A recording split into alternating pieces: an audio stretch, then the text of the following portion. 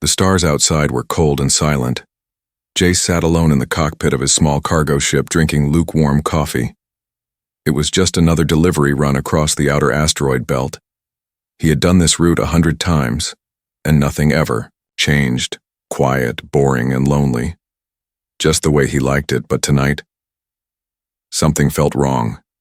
There was a sound, a soft thump, almost like a whisper coming from the storage bay. Jace froze, his hand hovering near the sidearm strapped to his belt. No one else was on the ship, right? He walked slowly toward the back, his boots making quiet taps on the metal floor. "Who's there?" he called out, voice low but firm. No reply, just another soft rustle, like fabric moving or someone breathing. He reached the crate room and flicked the lights on. Nothing looked out of place. Boxes of food, spare parts, trade goods, but then he saw it. A small figure was hiding behind one of the crates, trembling. It was no bigger than a child, maybe 3 feet tall. Its skin shimmered slightly, a faint purple glow dancing across its arms. Big, glowing eyes stared up at him, full of fear and sadness. The creature raised both hands slowly and whispered, "Don't return me, please." Jace blinked, shocked. An alien, stowed away on his ship. And not just any alien. This one looked delicate, almost fragile. She looked half-starved, her clothes torn, and she clutched a small, glowing crystal in her hand. "What the hell are you doing here?" he asked, not unkindly. She didn't answer, just shook her head, eyes wide and scared. Jace sighed, scratching the back of his neck. He should report her, turn her in at the next station, maybe even get a bounty, but looking at her tiny form, shaking in fear, something inside him twisted. She didn't look like a criminal. She looked like a lost child. He crouched down, lowering his voice. "What's your name?" She hesitated, then whispered, "Kiri." "Okay, Kiri, I'm Jace and you're on my ship." She nodded once, clutching her crystal tighter. "Are you hurt?" he asked, but she only shook her head. He noticed her bare feet were bruised, her skin thin, her eyes full of exhaustion. She looked like she hadn't eaten in days. Jace stood up and motioned toward the tiny galley. "Come on, I won't hurt. Let's get you some food." At first she didn't move, but then her stomach growled loud and sharp. Slowly, Kiri followed him, staying just a few steps behind like a frightened animal. Jace opened a protein pack and handed it to her. She sniffed it, then looked at him with suspicious eyes. "You first," she whispered. He took a bite, then smiled. "See, not poison." She smiled back just a little and took a cautious nibble, then another and another until the entire pack was gone. He gave her water next, and she drank it all in one go. Watching her made Jace feel strange. He had always been alone, just him and the stars, but now with this tiny alien beside him, something felt different. Kiri curled up in the corner after eating, clearly exhausted. She didn't ask for a bed, didn't complain, just lay down on the cold floor. Jace grabbed a spare blanket and gently placed it over her. She flinched at first, but then relaxed. "Thank you," she whispered before closing her eyes. Later that night, Jace couldn't sleep. He kept glancing toward the crate room where Kiri now slept. Why had she stowed away? Why was she so scared? And why did he feel so protective? Already? He checked the ship's logs, but nothing had been triggered. No alarms, no airlock breaches, no damage. It was like she had just appeared. Even stranger, some of the old malfunctioning circuits were working again. Could she have done that? Jace rubbed his eyes and sighed. "This is going to be trouble," he muttered. But deep down he didn't feel afraid. He felt curious and connected, as if the universe had just placed something important in his path. The stars outside kept shining, but inside the little ship something new had begun, and Jace had no idea just how much his life was about to change. Jace woke up to the sound of quiet humming. At first he thought it was part of a dream, soft and almost musical, but when he opened his eyes and listened closely, he realized it was real. The sound came from the engine room not far from his bunk. He jumped to his feet, heart pounding, and grabbed his jacket. The ship wasn't supposed to be making that noise. He moved quickly, boots thudding on the floor. He entered the engine room and froze. There, standing near the glowing core, was Kiri. She had no idea he was watching her. She stood barefoot, one hand hovering near the engine panel. Tiny sparks of light danced across her skin, and the engine, which had been damaged for weeks, was humming like new. "What are you doing?" Jace asked, stepping forward. Kiri gasped and turned quickly, hiding her hand behind her back. I was just looking," she said quietly. Jace raised an eyebrow. "That engine hasn't worked properly in months." "It works now," she whispered, then lowered her head. "I didn't mean to interfere." He walked over and checked the readings. Everything was green: fuel flow, power output, internal heat, all stable. That shouldn't be possible, not without parts and tools. "Kiri," he said slowly, "did you fix it?" She looked up at him, glowing eyes filled with guilt. I connected with it."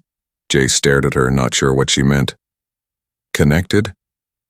Kiri took a deep breath and held out her hand. As he watched, tiny lines of blue light moved, under her skin like liquid circuits. "My people were made to sense energy," she said softly, "to talk to machines, to understand them without touching.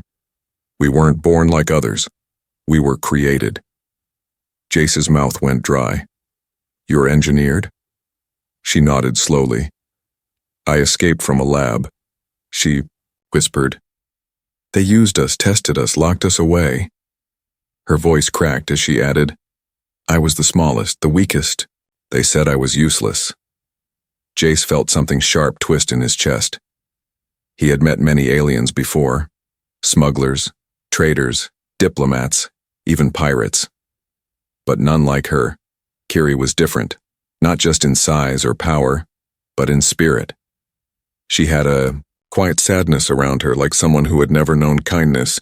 "Why my ship?" he asked. "I hid in a food crate," she said. "I saw it was old, damaged, slow. I thought no one would notice me." She looked away. "I just wanted to be free." Jace sighed, rubbing the back of his head. He wasn't supposed to care. He wasn't supposed to get involved, but he couldn't help it. Looking at her now, standing alone, small and glowing yet so strong, he felt something stir in his heart.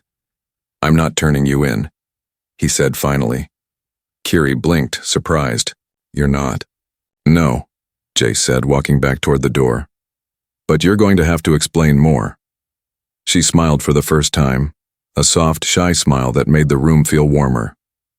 "Okay," she whispered. "I will." Later that day, while they shared a quiet meal in the galley, Kiri told him more. Her people were grown in tanks, trained to obey commands. They were meant to become living tools, attached to ships, machines, weapons.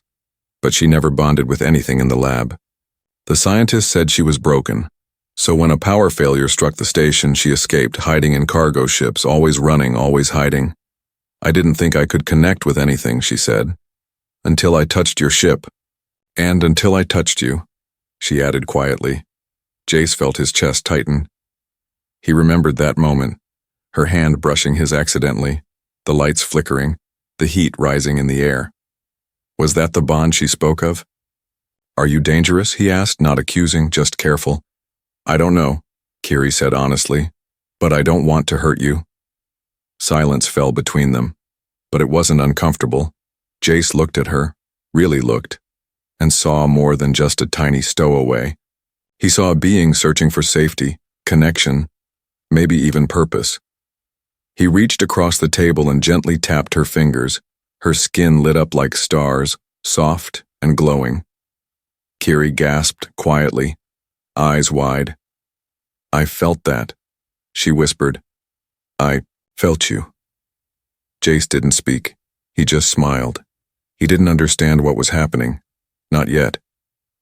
But one thing was clear. She wasn't just fixing his ship. She was changing his life, and he wasn't going to stop her. The stars outside blinked like quiet eyes. Jace sat in the cockpit, his eyes scanning the radar screen. Everything seemed normal, too normal.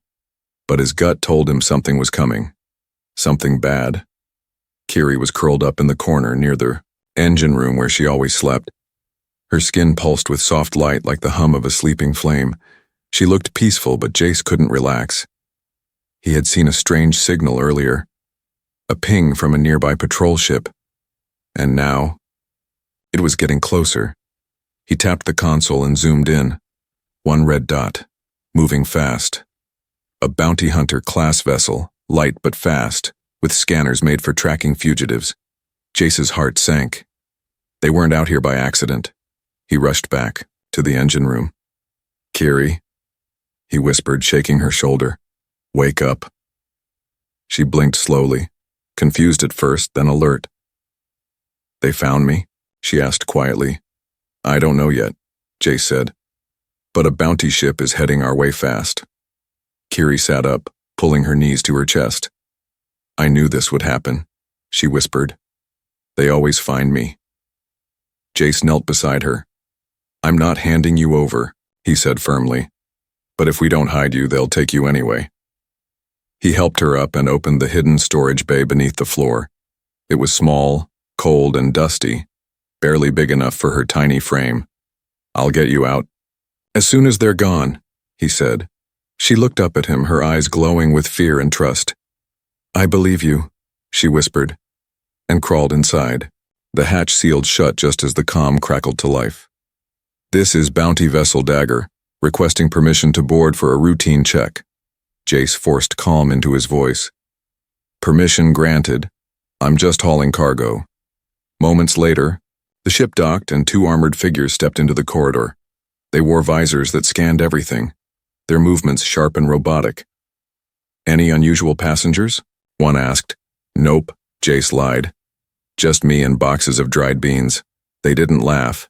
Instead, one pulled out a scanner, not a regular one. It pulsed blue, looking for life signatures, energy shifts, anything unnatural. Jace's palms began to sweat. He kept his voice cool. "Looking for someone?" The taller one replied.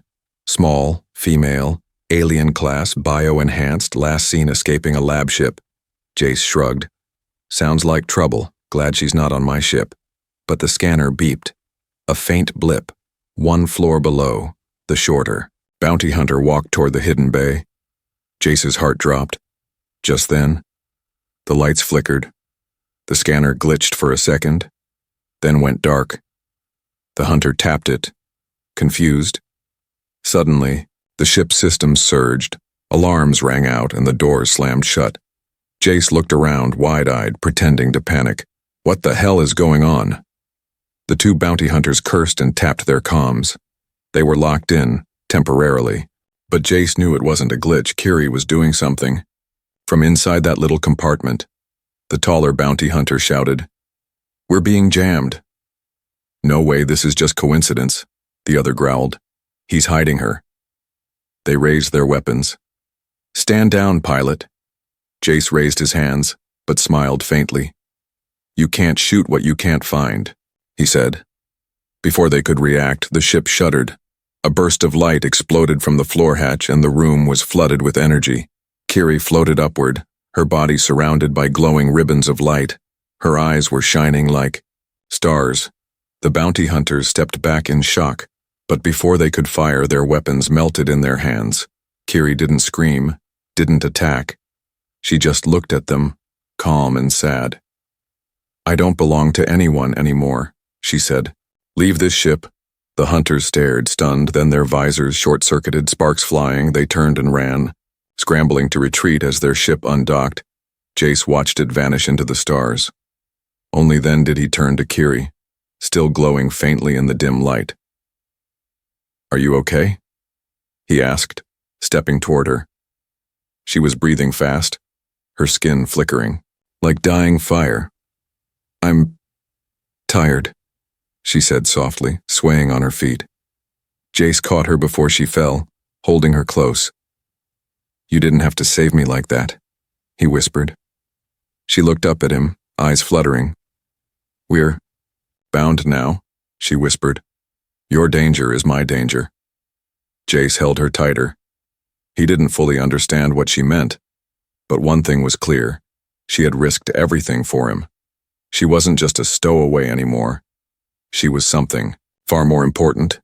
As she slept in his arms, her breathing slow and steady, Jace looked out the window at the stars. He had no idea what came next, but for the first time in his life, he wasn't alone. Jace sat quietly beside the sleeping girl. Kiri's head rested against his shoulder, her breathing soft, slow, and warm. The glow on her skin had dimmed, but small pulses still shimmered like fireflies under her thin sleeves. She had passed out after using her energy to scare off the bounty hunters. Now, in the silence of space, she slept peacefully. For the first time in what seemed like years, Jace didn't move, not even to stretch. He watched her closely, not with fear, but with quiet amazement. How could something so small carry that much power? And why did he feel so calm with her beside him? He whispered to himself, "What are you, Kiri?" As if hearing him, Kiri stirred, her fingers twitching gently against his chest.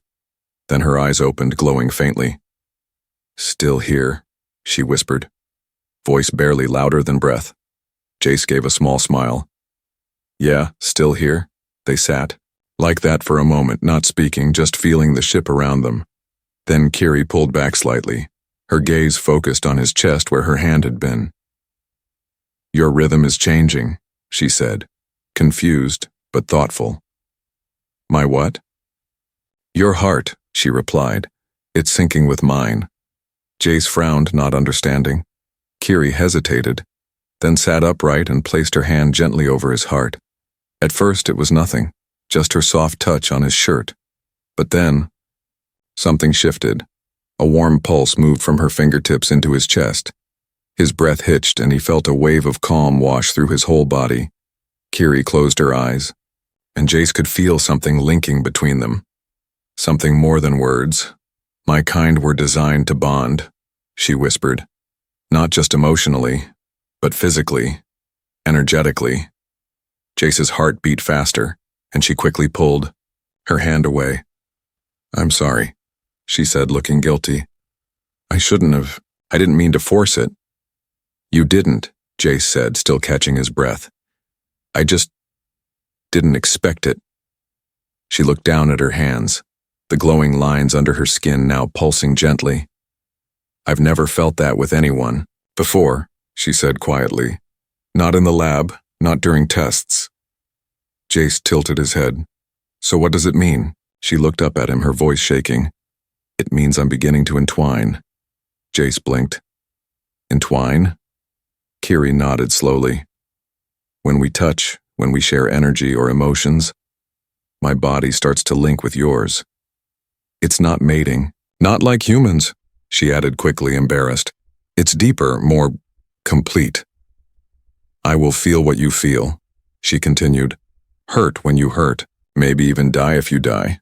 Silence settled again, but not cold this time. Jay sat back, thinking. He had spent years flying alone, no crew, no family, no real connections. Now this tiny alien girl was offering something more powerful than any relationship he had ever known, and she didn't even do it on purpose. "Are you scared?" he asked her. Kiri nodded. "Yes. But not of you," she added softly. "Of what comes next." Jace reached for her hand, slowly, giving her time to pull away. She didn't. Their fingers met, and the ship seemed to exhale around them. Soft lights flickered along the panels as if the vessel itself approved. Jace smiled. "Well, I'm not scared." Kiri's cheeks flushed, the glow under her skin warming like a soft sunrise. "You're not angry?" He shook his head. "You saved my ship, you saved me. I don't care what you were made for," he said. "You're not a tool. You're someone worth protecting." Kiri blinked quickly, eyes filling with silent tears. No one had ever said that to her, not the scientists, not the traders, not the others who saw her as property. Just this strange human, this kind man, who offered his hand instead of a cage. They sat like that for a long time, hand in hand, the stars moving quietly around them. The energy between them no longer wild or dangerous.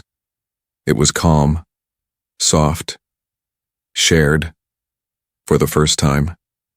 Kiri felt her glow didn't come from fear or survival. It came from comfort, from warmth, from connection. Later that night, as the ship drifted through safe space, Kiri curled up in Jace's cot. He gave it to her without question and rested in the pilot's seat, watching the navigation screen. But before she slept, she said something that stuck in his heart. "If I entwine with you completely," she whispered, "you'll never be alone again." Jace didn't respond right away. He looked at her, small, bright, strange, and beautiful, and smiled. "Good," he said, "because I'm tired of being alone." The engines purred softly, and in the heart of the ship, two pulses began to beat as one. Jace jolted awake to a loud, violent sound. The ship was shaking, lights flickering, alarms blaring. Smoke hissed from one of the overhead panels, and the control screen flashed red. "Impact warning, shield failure, systems overload." He jumped out of his seat and rushed to the engine room. Kiri was already there, hands pressed against a panel that pulsed with energy. Her face was pale, sweat dripping from her forehead. She looked at him with fear. "I didn't do this," she cried. "Something hit us from outside." Jace pulled up the external feed. His heart skipped. An old mining drone had latched onto the ship's hull, but it was corrupted, rogue. Its laser arms had started cutting into the metal, and sparks were flying. It had no pilot, no purpose, just old code and broken rage. "Kiri, we have to detach it," he said, "before it cuts through the hull." "But the release is outside," she whispered, voice shaking. Jace nodded slowly. "I'll go." Kiri grabbed his arm. "No, it's too dangerous. If you die, I die too." He looked into her glowing eyes and gently pulled her hand away. "I know," he said softly, "but I'm not letting you be torn apart because of me." He rushed to the gear locker and suited up in the emergency exosuit. The armor hissed as it sealed, wrapping around his body with heavy clicks. He grabbed the magnetic tether and opened the airlock. Cold space greeted him like a silent beast. One step outside, and he was floating in the void. The rogue drone was like a spider clawing at the ship's belly. Sparks rained across the hull as it drilled deeper. Jace moved slowly, the suit groaning with each step. He reached the release clamp, a thick metal lever jammed by damage. He pulled once, twice, 3 times. Nothing. Suddenly, a laser arm swung toward him. He ducked, barely dodging as it slashed across his helmet. The warning display flickered, oxygen level dropping fast. "Kiri," he said through the comms. "I need help now." Inside the ship, Kiri stood frozen, watching his vitals blink red. She closed her eyes and placed her glowing hand on the engine core. A pulse of light spread through the ship, reaching the outer panels. And then, the tether connecting Jace to the ship sparked, and something strange happened. Jace felt warmth travel through the suit. He felt her heartbeat, her breath, her fear. And then, he felt strength, not his own. The lever shifted, metal groaning as his arm pulsed with new energy. With a scream, he yanked the clamp loose. The drone detached, drifting away into the stars like a broken ghost. But the damage was done. A final spark hit Jace's exosuit and knocked him off balance. The tether snapped and he floated into space, spinning. "Kiri," he whispered. I'm off the hull." His oxygen dropped fast. Inside, Kiri's eyes flew open, glowing bright like twin suns. She ran to the airlock, ignoring the heat, the pain. "No," she cried. "You can't go."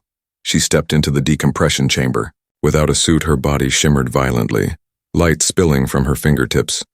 She reached the control panel and screamed as energy surged from her hands. With a blast of force, she pushed, not physically, but with energy. From the ship's belly, a wave of kinetic force fired. Jace, floating in the black, felt the wave hit him gently, and it pushed him back, straight toward the open airlock. He crashed inside, rolling onto the floor, the chamber sealed behind him, and air flooded in. Kiri collapsed beside him, her skin dim and her breath ragged. You came for me, he said weakly. She nodded, barely awake. You're mine now, she whispered. And I protect what's mine. Jace touched her hand, the glow inside her barely pulsing. You didn't have to risk yourself, he said softly. Kiri opened her eyes. Neither did you. That's what trust means, she added, voice thin. We feel each other now. For a long moment they just lay there, side by side on the cold floor, not speaking, not moving, just breathing. Together. Jace finally spoke, voice quiet. You really meant it, didn't you? This entwining thing, she gave a slow nod. My body, my heart. It's already linked to you. If you had floated away forever, I would have followed. Jace took her small hand in his. Then I guess it's time I stop calling you a stowaway. He smiled weakly. You're not hiding anymore. Kiri, you're part of this ship. You're part of me now. And in the silence that followed, their bond grew stronger, not through words, but through pain, risk, and trust. 2 weeks passed quietly after the incident. The scars on the hull were patched. The engine was running better than ever. And inside something else had changed too. Jace no longer referred to Kiri as a stowaway or a passenger. She had become part of the crew. The only crew. Every morning she helped him check systems. Her tiny hands would rest on the panels, and within seconds wires would hum to life. She didn't use tools, just her presence, her energy. Jace still couldn't fully understand it, but he didn't need to. He just knew the ship ran better. With her around, she sat beside him in the cockpit now, her legs crossed, her eyes wide as stars. Sometimes she asked questions. What's that blinking red dot? That? Jace grinned. That's the fuel regulator, and yes, it's always angry. She giggled softly, and the ship's lights flickered in sync. At night, they ate together, often in silence. But it wasn't awkward. Jace played Old Earth. Music from his console, and she would listen with tilted ears. This is called jazz, he'd say. She'd smile and say, it feels like dancing even when you're still. But the peace didn't last long, because on their latest supply run to Outpost Station 9, someone noticed her. The docking officer stared a little too long when she followed Jace off the ship. She wore a borrowed pilot's jacket, far too big, and had her hood pulled low, but her skin still shimmered under the light. Her eyes glowed faintly even when she tried to dim them. Jace could feel the attention. They bought parts, traded goods, and refueled quickly. He kept her close, answering all questions himself. But as they walked back to the ship, a voice called out, Hey, you there? With the glowing girl. Jace turned slowly, eyes narrowing. A tall alien merchant stepped forward, eyes locked on Kiri. That's no normal companion, the merchant said, voice low and curious. She's a biotuned. Kiri stiffened beside him. Jace stepped in front of her. She's not for sale, he said sharply. The merchant smiled, but it didn't reach his eyes. I didn't ask if she was for sale, he said, but I'd give you 10,000 units just to examine her. Jace's hand moved near his blaster. Kiri gripped his jacket from behind, silent but trembling. Walk away, Jace growled, or I'll show you what happens when someone touches what's mine. The merchant backed off, laughing. You won't be able to hide her forever, pilot, he said. They'll find her. That night, as the ship drifted back into quiet space, Jace sat alone in the dark cockpit. He stared out at the stars, his jaw clenched. Kiri came up beside him quietly and sat down. I'm sorry, she said. For what? Jace asked, not looking at her. For being who I am, she whispered. He turned to face her, eyes hard. Don't ever say that. You're the best part of this ship. You're not the problem. They are.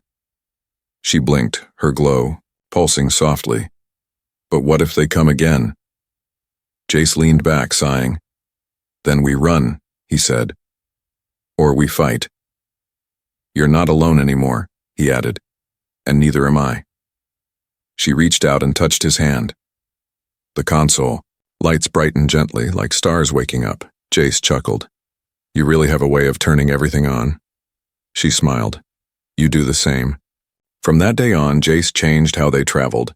He rewrote the ship's ID signature, changed flight paths every jump. Kiri helped by masking energy signals, using her powers to keep them hidden. They became ghosts, silent, fast, untraceable. But not everyone was blind. A whisper began spreading across fringe stations. A human pilot with an energy-linked companion.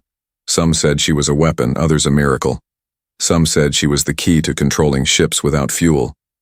Whatever the rumors said, one truth remained. They were watching, and they wanted her. One day, as Jace sat repairing a cracked panel, Kiri entered holding a small blinking disc. I found this under the cargo bay, she said. He took it, eyes narrowing. It was a tracker. Someone had tagged their ship at Outpost 9. They know where we are, she whispered.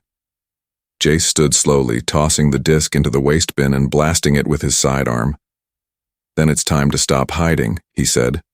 We need a plan. Kiri looked up at him, her eyes steady. I'll follow you anywhere, she said. No, Jace said firmly. We'll go together. And as the stars stretched out in front of them, the human and the alien girl sat side by side in a ship. No one understood. A new kind of crew, a new kind of bond, and a new kind of war waiting just beyond the next jump. The stars were quiet again, but the silence felt different now. It wasn't empty. It was peaceful, like a breath held for too long. Finally released, Jace stood on the small human outpost of Haven Reach, a hidden colony tucked inside the glowing rings of a gas giant. Here, no one asked questions, no one chased credits or blood. It was a place where people disappeared and sometimes started over. Beside him, Kiri stood in a long cloak, the hood drawn low.